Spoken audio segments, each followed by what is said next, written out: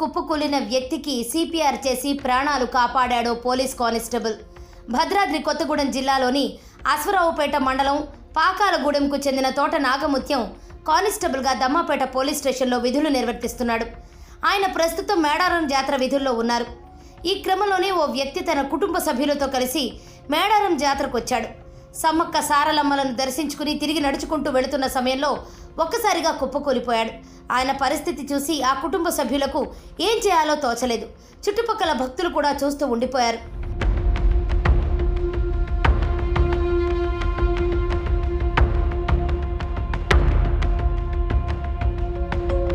వెంటనే అక్కడికి చేరుకున్న కానిస్టేబుల్ నాగముత్యం ఆయనకు గుండెపోటు వచ్చి ఉంటుందని భావించి సిపిఆర్ చేశాడు.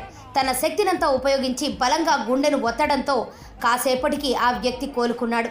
దీంతో అక్కడున్న వారంతా నాగముత్యాన్ని అభినందించారు.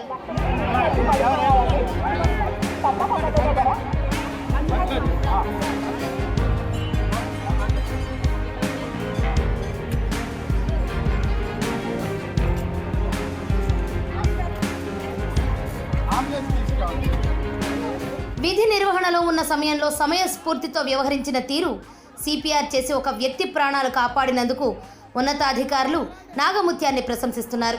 నాగముత్యం సిపిఆర్ చేసి కాపాడిన వీడియో సోషల్ మీడియాలో వైరల్ అవుతోంది. నెటిజన్లు కూడా ఆయన్ని రియల్ హీరో అంటూ ప్రశంసలు కురిపిస్తున్నారు.